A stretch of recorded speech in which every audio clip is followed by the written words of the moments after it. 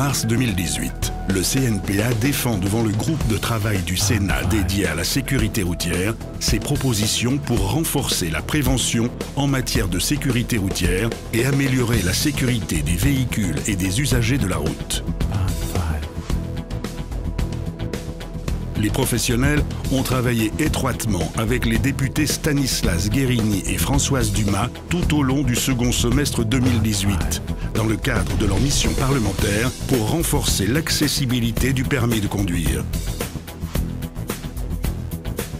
À la suite des déclarations du président de la République le 9 novembre 2018, qui annonce vouloir baisser drastiquement le prix du permis de conduire, les professionnels de l'éducation routière engagent avec l'exécutif des discussions devant préfigurer la réforme du permis de conduire.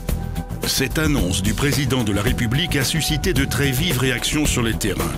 Parmi celles-ci, on notera celle sur Facebook de Nelly Vandenberg, qui s'adresse à Emmanuel Macron pour lui faire part de son désarroi. Ce post sera vu par près de 100 000 personnes et légitimera ainsi auprès de la classe politique le malaise de toute une profession.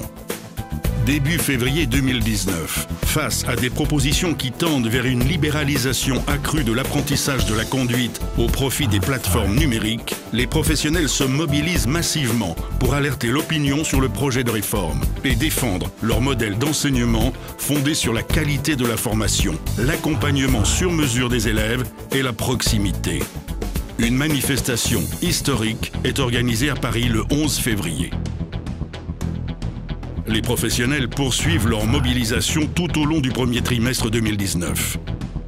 À Lyon et Nantes le 4 mars, puis à Paris le 1er avril et le 20 mai. En réaction au rapport Dumas-Guerini, l'interprofession remet aux parlementaires ainsi qu'au gouvernement un rapport rassemblant des propositions visant à renforcer l'accessibilité du permis de conduire et réduire son coût. La portée nationale de l'agrément préfectoral et la désintermédiation des inscriptions au permis de conduire constituent nos deux lignes rouges. À l'occasion d'un déplacement en région, en mai, Édouard Philippe a annoncé les 10 mesures de la réforme du permis de conduire. Les professionnels alertent le gouvernement sur les conséquences de cette réforme, sur la qualité de la formation et le maillage territorial formé par les écoles de conduite. Dans le cadre de l'examen du projet de loi d'orientation des mobilités à l'Assemblée nationale, certaines des 10 mesures annoncées par le Premier ministre ont été votées par les députés. Le développement de l'accès à la conduite supervisée, l'élargissement du dispositif de conduite encadrée et un suramortissement de 40% pour les écoles de conduite qui investissent dans un simulateur de conduite. Le CNPA continuera de défendre, tout au long des discussions sur le projet de loi, la portée départementale de l'agrément des écoles de conduite délivrées par le préfet.